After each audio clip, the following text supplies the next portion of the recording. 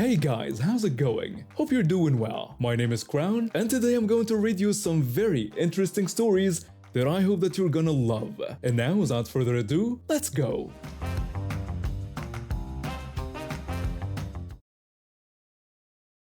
I had been working in finance for about 5 years when I got the call about what seemed like an amazing opportunity. The recruiter made it sound incredible. A mini project team at a major bank tackling complex financial operation problems, high visibility with senior vice presidents. It sounded like exactly the kind of career advancement I was looking for. I should have known better. My new boss was one of those people who makes you wonder how they ever got promoted in the first place. She had this talent for making everything miserable. The team wasn't anything like what had been described to me. We weren't solving complex problems or working on high-level projects. We were basically just compiling reports and gathering data from people who seemed genuinely afraid of our team.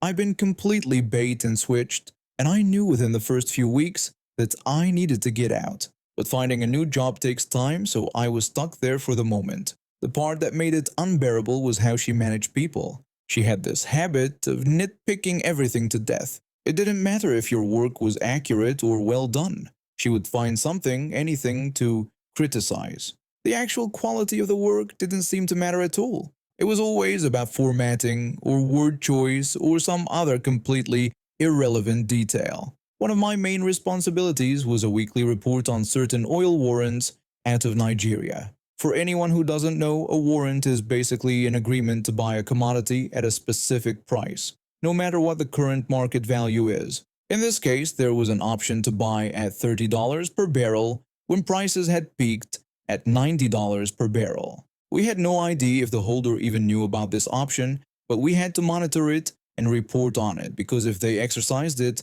the liability and loss would have been absolutely massive. Week after week after week, I would submit this report, and week after week after week my boss would tear it apart. The numbers were always right, the analysis was always solid, but she would rip me a new one over the format, the verbiage, the structure, every single stupid thing that had nothing to do with the actual content. Total nitpicky nonsense. One day I was going through the network files looking for something else when I stumbled across an old folder from a similar project. I opened it out of curiosity and realized it was my boss's own work from before they gave her a team to manage. She had done almost the exact same type of reporting a few years earlier. That's when I got an idea. I decided to use her exact format for everything. I restructured my entire report to look just like hers. I used her cover letter language word for word, just changing the relevant numbers and current information. I spent hours making sure it matched her old work perfectly. When it was done, I brought it to her office to review and sign off. She absolutely lost her mind. My boss looked at the report and her face started turning red. She wanted to know what had happened to the old format. I told her that since she didn't seem to like what I had been doing, I thought it would be best to change it around. She said this was worse than before, and that this was probably the worst report I had submitted to her. She went on and on for what felt like forever. I just stood there with a blank look on my face, not interrupting, just letting her rant. She complained about the structure, the language, the formatting, everything. It was almost impressive how much she could find to criticize. Finally, she asked what I was even thinking when I made these changes.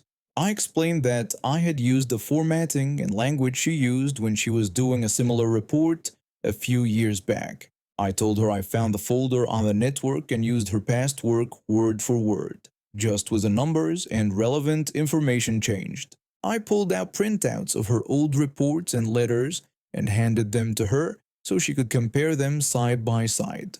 She just stared at me with this completely dumbstruck look on her face. Her mouth was actually hanging open a little bit. The silence was beautiful. I asked if this was bad and whether I should go back to my old format then. She didn't say anything for a moment, and then she just signed off on the reports without another word and told me to send them out. I said I just wanted to confirm that they were fine to send, because less than a minute ago she had said they were basically unreadable. She repeated that they were fine and that we didn't have time to redo them. So I sent them out. I had been smart enough to save all of her old work before she could delete it. I noticed later that she went through and deleted or moved all those older folders, which I had expected her to do. That's exactly why I had saved everything locally first. This became a pattern for the rest of my time there. I would use her old templates and past work, then wait for her to tear it apart. After a few more times of me revealing that I was using her own previous work, she eventually figured out that I had grabbed all of it. One day, she confronted me about it and asked if I had copies of all her old files. I told her I had created standard operating procedures using all of her past work and saved them locally. I said it seemed like the logical thing to do. What could she say to that? I was literally just following her own example, using her own methods, doing exactly what she had done before. She couldn't criticize it without criticizing herself. The nitpicking never completely stopped, but it definitely decreased after that. She knew that anything she said about my work could potentially be thrown right back at her. I spent the next few months quietly job hunting while continuing to use her own work against her. When I finally got an offer from another company, I didn't give the standard 2 weeks notice. I gave 1 week. I didn't owe her anything more than that. On my last day, I didn't say goodbye to her. I just packed up my desk and left. Wherever she is now, I hope she's learned that maybe, just maybe, she should treat people better. But honestly, I doubt it. People like that rarely change. I'm a high school student taking Spanish 2 this year. My full name is John Paul, but everyone calls me JP. My parents call me JP. My friends call me JP. Even substitute teachers who've never met me before call me JP. It's what I've always gone by and I prefer it that way. When I signed up for a Spanish class, I was actually excited. My mom's side of the family is from Mexico, and even though I grew up speaking English, I always felt like I was missing out by not being fluent in Spanish. I'd heard the teacher was tough but fair, so I walked in on the first day ready to learn. The teacher stood at the front with a clipboard, taking attendance. He went down the list, pronouncing each name carefully in Spanish. When he got to mine, he paused. He noted that my full name was John Paul, but that I went by JP. I told him that was correct. Then he said that in his class we speak Spanish, so he would be calling me Jotape. The entire class burst out laughing. My face got hot. I figured he was just making a joke to break the ice, so I left along with everyone else. But then class continued, and every single time he called on me, he used that name. He asked me to conjugate verbs. He asked me what the answer to number 5 was. He told me to read the next paragraph. Every single time it was Jotape. By the end of class, most people had stopped laughing. I walked out thinking that would be it. Surely tomorrow he'd just call me JP, like everyone else. But he didn't. The second day of class came, and it was Jotape again. The third day was the same. By the end of the first week, I started dreading walking into Spanish class. It wasn't even about the name itself anymore. It was about the fact that he was calling me something I didn't want to be called. And he clearly knew it bothered me. I tried to let it go. I told myself I was being too sensitive, that it wasn't a big deal. But every time I heard Jotape come out of his mouth, I felt this weird twist in my stomach. It felt disrespectful even if I couldn't explain exactly why. After 2 weeks, I decided to talk to him. I waited until after class when everyone else had left. I asked if I could speak with him for a second. He said of course, and then called me Jotape while asking what was on my mind. I explained that I really preferred if he'd just called me JP. I told him the whole Jotape thing was getting old. He said he understood that I preferred JP, but this was Spanish class. He explained that Jotape was simply the Spanish pronunciation of the letters J and P. He said he wasn't calling me anything rude or inappropriate. He was just translating my name into the language we were learning. I pointed out that it wasn't really a translation. It was just him saying the letters differently. Nobody else called me that. He said that might be true, but in his classroom we immerse ourselves in Spanish as part of the learning experience. Then he asked if I really wanted him to make an exception just for me. He said that wouldn't be fair to the other students. I stood there feeling confused and frustrated. What did fairness have to do with calling me by my actual name? I didn't know what else to say, so I just nodded and left. The next few weeks were miserable. He kept calling me Hotepe. Now some of the other students had started doing it too. They'd pass me in the hallway and say, Hotepe, in this mocking voice, dragging out the syllables. I started avoiding the cafeteria at lunch because I knew some of them hung out there. My grades in Spanish started slipping. I stopped raising my hand because I didn't want to hear him say that name. I stopped participating in group activities because I didn't want to introduce myself as Hotepe. My mom noticed I was coming home in a bad mood. She asked what was wrong, but I didn't tell her. It felt stupid to complain about a teacher mispronouncing my nickname. Finally, I went to the guidance counselor. I explained the whole situation. I expected her to tell me I was overreacting, but she didn't. She said that wasn't okay. She said my teacher should be respecting my chosen name. She told me she would have a conversation with him. 2 days later, I got called down to the office.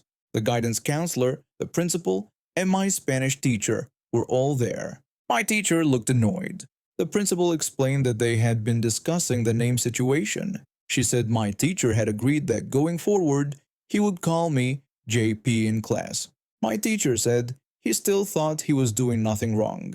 He said he was simply using the Spanish pronunciation, but he added that if it was causing this much of an issue, then fine, he would call me JP. He said it like he was doing me this huge favor, like I was being unreasonable for wanting to be called by my own name, but I didn't care anymore. I just wanted it to be over. The next day in Spanish class, he called on me. He asked me to answer number 3. He used the name JP. A couple of students looked surprised. One guy in the back muttered something, but the teacher shot him a look, and that was the end of it. Things went back to normal after that. Well, mostly normal.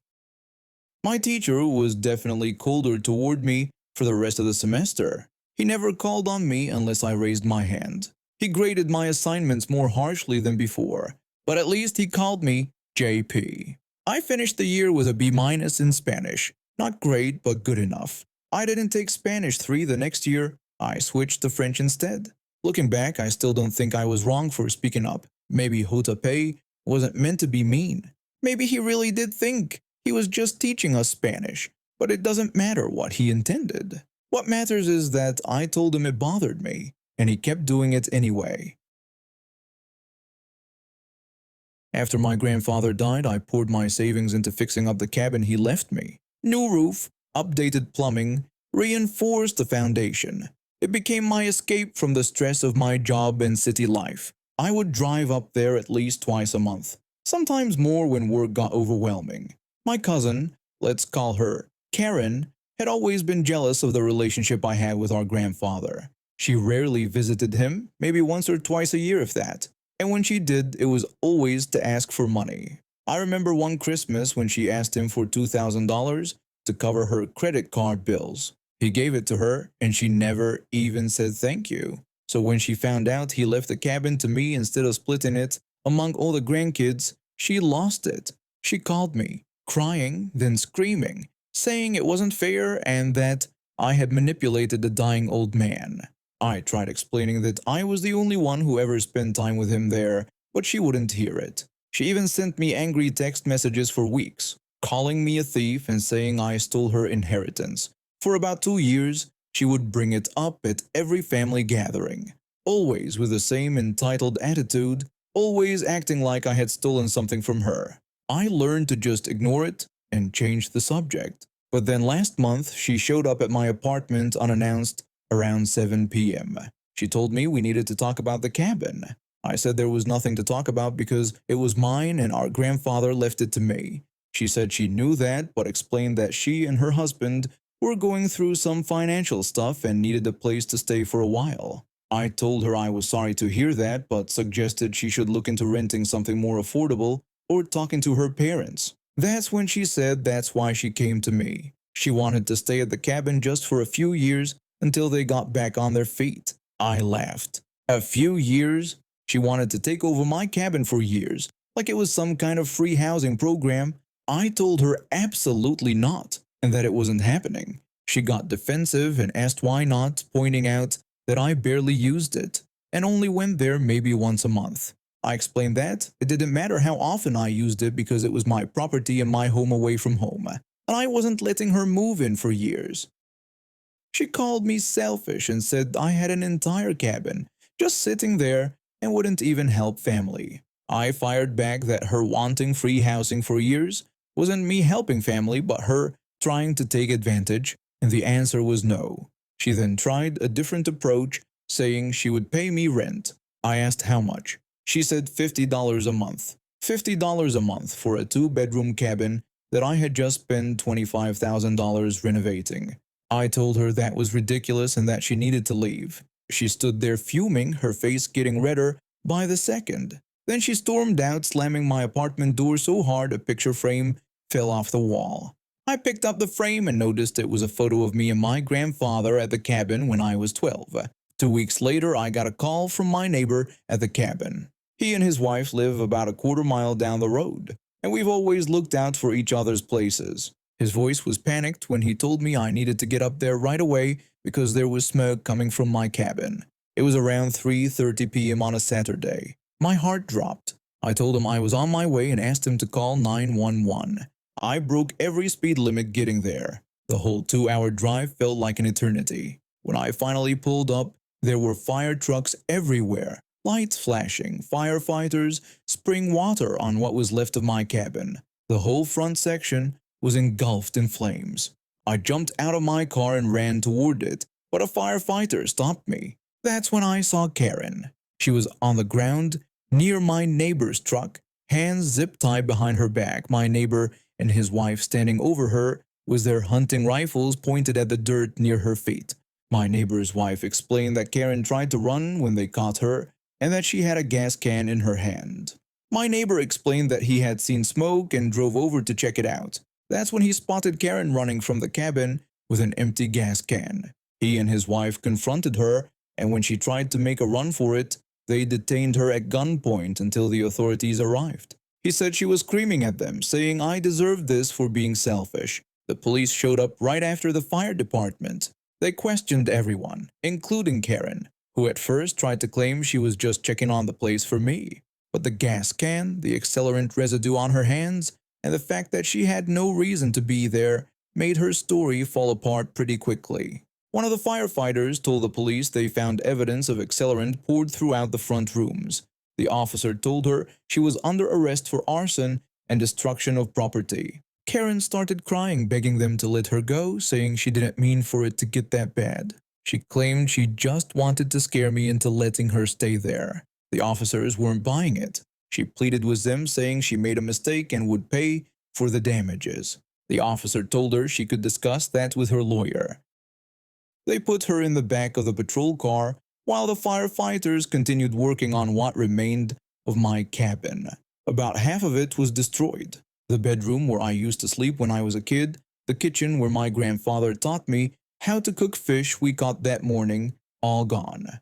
The living room where we would sit by the fireplace and he would tell me stories about his youth was barely recognizable. My neighbor put his hand on my shoulder and said he was real sorry about what happened. He mentioned they got there as fast as they could. I told him he probably saved the whole thing from burning down and thanked him.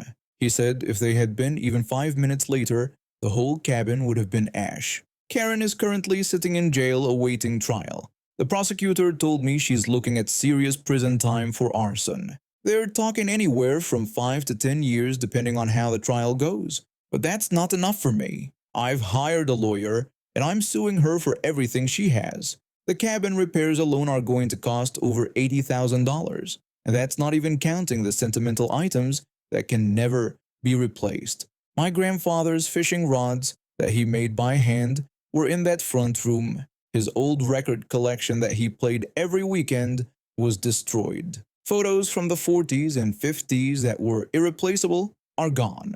My lawyer says we can go after her for emotional distress, property damage, and punitive damages. He estimates we could get a total settlement of around $200,000 if we win. Her parents called me, begging me to drop the lawsuit, saying she's family and she's already suffering enough. Her mother was crying, saying Karen made a terrible mistake but didn't deserve to lose everything. I told them the same thing I told Karen. No, She made her choice when she decided to burn down the only thing I had left of my grandfather. She didn't just damage a building, she destroyed memories I can never get back. Now she gets to live with what she did. Her trial is set for next month, and my lawyer says the evidence against her is overwhelming. The gas can with her fingerprints, the witness testimony from my neighbors, the accelerant residue, and her own confession to the police. I'll be there in court to make sure she faces everything coming to her. When I first signed this apartment's lease, the property manager sat me down and went through everything in detail. She explained that each tenant gets exactly one assigned parking spot. That spot number was printed on my lease, on my parking pass that hung from my rearview mirror, and even on a little card they gave me for my wallet. She handed me this thick welcome packet that had all the community rules in it. One whole page was dedicated just to parking. It explained that the complex takes parking very seriously because there just isn't enough space for everyone. The packet even had the towing company phone number printed in big bold letters at the bottom. The property manager told me straight up that if anyone ever parked in my spot, I should call that number immediately. She said they don't mess around with parking violations. They send emails out every other month reminding tenants to protect their spots and use the towing service whenever needed. Now let me explain why parking is such a nightmare here. I live on the north side of the complex where there are 3 identical buildings all lined up in a row. Each building has 24 units spread across 3 floors. So if you do the math, that's 72 apartments total just on my side. 72 families or individuals all living here. And you know how many guest parking spots the complex provides for all of us? 3. Not 3 per building, 3 total. 1 single spot designated for guests per building. It's the most ridiculous thing I've ever seen. What are people supposed to do when they have friends over? What about family visiting from out of town? The only other option is street parking, and that fills up incredibly fast because everyone in the surrounding neighborhood is fighting for those same spots. I had just started settling into a routine with my new job at the marketing firm downtown. My schedule was pretty consistent. I left for work around 8 in the morning and usually got home around 5:30 in the evening. That day my boss had been writing me hard about some campaign deadlines we had coming up. All I wanted was to get home, change out of my work clothes, and maybe order some takeout.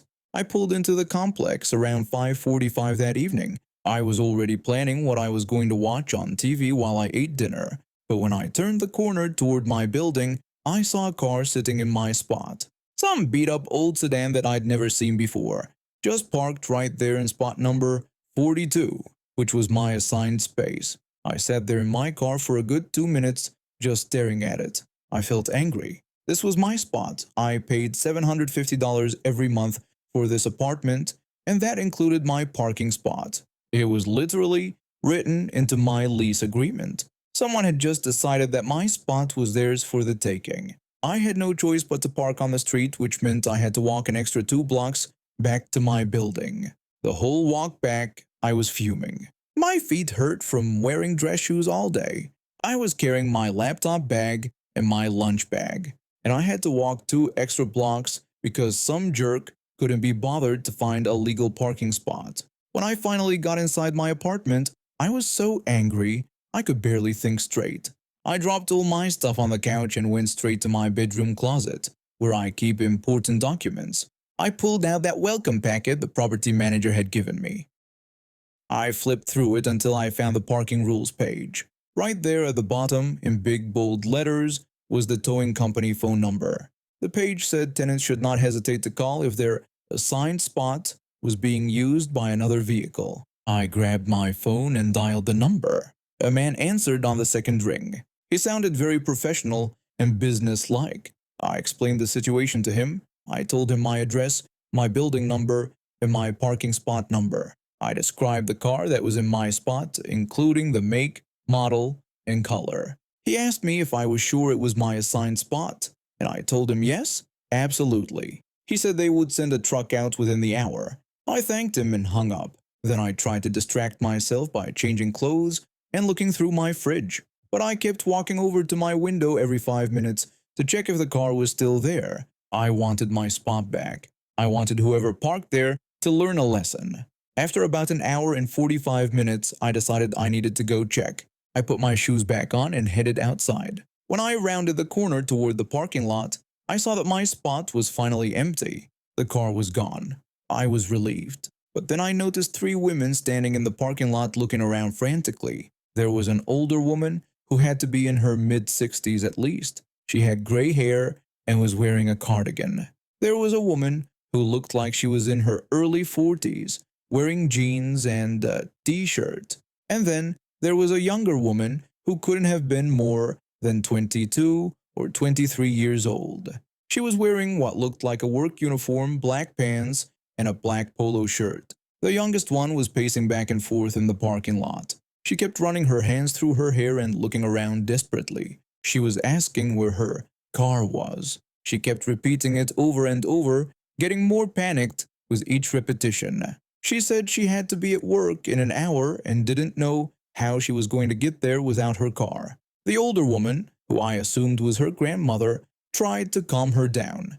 She told her they would figure it out and everything would be okay. The middle-aged woman, probably her mother, was walking around the parking lot like the car might suddenly appear from behind another vehicle. They were clearly all related. You could see the family resemblance in their faces. That's when the grandmother spotted me walking toward the mailboxes. She came rushing over to me with this desperate look in her eyes. Her voice was shaky when she asked if I lived in the complex. Then she asked if I knew the phone number for the towing company. I stopped and looked at her. In that moment, I knew exactly what had happened. That younger woman had parked her car in my spot. The towing company had come and towed it away. Now they were all standing here trying to figure out where the car went. Part of me felt a little bad seeing how upset they all looked. The grandmother seemed genuinely worried. The younger woman looked like she might cry. But then I remembered how angry I was when I got home and found someone in my spot. I remembered having to park 2 blocks away and walk all that distance after a long day. I remembered how this complex only has 3 guest spots for 72 units. I told the grandmother that I didn't know the number off the top of my head. Then I told her good luck and kept walking. I went to my mailbox and checked for any mail. The whole time I could hear the younger woman behind me getting more upset. She was saying how unfair this whole situation was. She wanted to know who would even call a tow truck on someone. She complained that she'd only been parked there for a few hours. Her mother spoke up and said she shouldn't have parked in someone's assigned spot. The younger woman argued back that there was nowhere else to park. She said all 3 guest spots were already full when she got there. She said she didn't have time to drive around looking for street parking because she was already running late. I grabbed my mail and headed back toward my building. I had a slight smile on my face. Yeah, the parking situation here was terrible. Yeah, there should be way more guest spots than just 3. But that wasn't my problem to fix. She made a choice to park in someone else's assigned spot instead of dealing with the inconvenience of finding legal parking. When I got back inside my apartment, I set my mail down on the kitchen counter. Then I grabbed my car keys off the hook by the door. I headed back outside to move my car from the street into my actual parking spot. When I pulled into the parking lot, the 3 women were still there. They were all on their phones now, probably calling the towing company or looking up impound lot addresses. I pulled my car into spot 42 and put it in park. The younger woman looked up when she heard my car. She shot me the dirtiest look I've ever seen. Her eyes were full of anger, and she stared at me like I had personally wronged her, like somehow I was the villain in this whole situation. I just looked straight ahead and turned off my engine. I got out of my car, locked it, and walked past all 3 of them without saying a word. I went back into my building and up to my apartment. When I got inside, I felt zero guilt about what happened. Not even a little bit. That was my parking spot. I paid for it every single month. The complex makes it very clear that tenants should call the towing company if someone parks in their spot. I did exactly what I was supposed to do. Over time, I started noticing that this one friend of mine had this belief that the world should bend to her will, especially when it came to men and dating. She is convinced she's the most beautiful woman in any room and expects everyone else to see it that way too. A few days ago, she invited me to a dinner party at this Chinese restaurant. It was one of those places with the big round tables where everyone sits together family style. There were about 10 of us gathered around, a mix of friends and friends of friends. The atmosphere was nice at first, everyone chatting and catching up. Then my friend spotted someone across the table.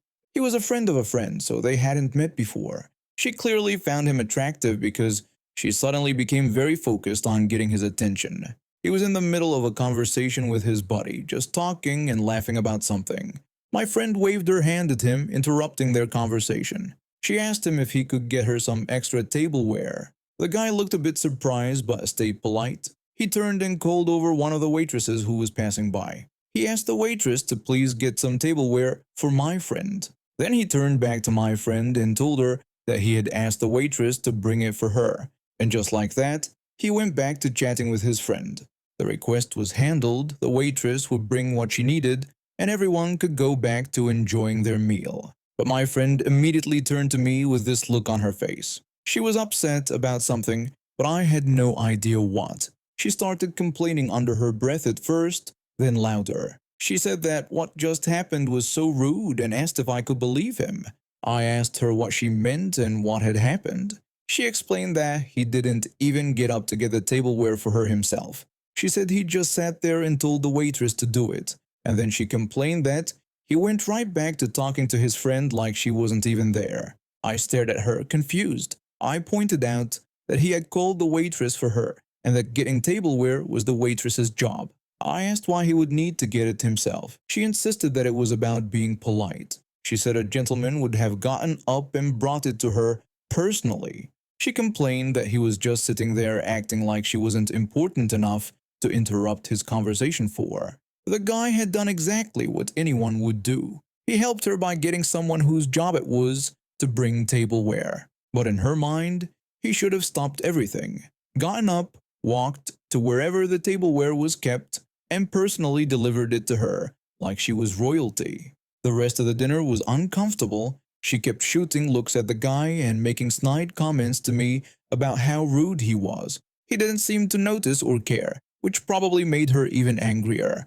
By the time we left, she had worked herself into a full rant about how men these days have no manners and don't know how to treat a lady. The complaints didn't stop after the party. She started going on about how disappointed she was that nobody asked her out that night. Nobody asked for her number. No guy approached her afterward to ask if she wanted to grab coffee or see each other again.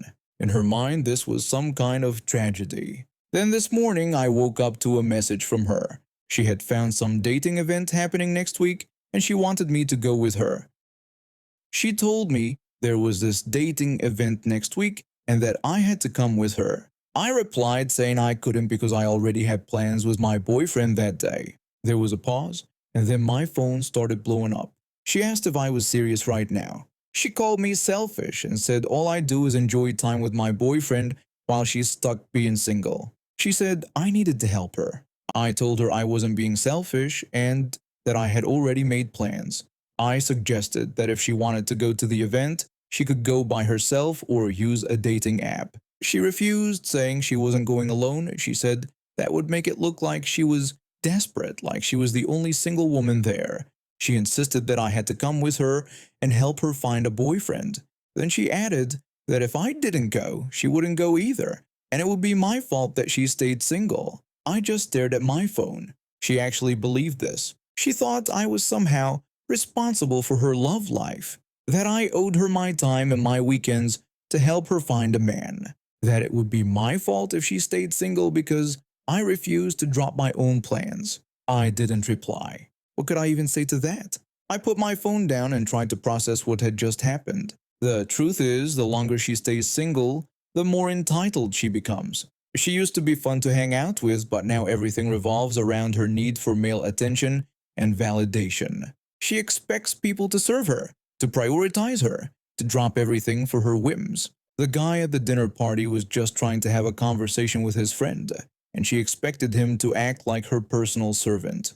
If she keeps going down this path, I don't want to be her friend anymore. I can't be responsible for someone else's happiness or dating life, and I definitely can't be friends with someone who calls me selfish for having my own life and my own relationship. I haven't heard from her since I stopped responding. Part of me feels bad, but most of me feels relieved. Maybe some distance is exactly what we both need. And now we have reached the end of today's stories. Thank you for watching, and see you next time.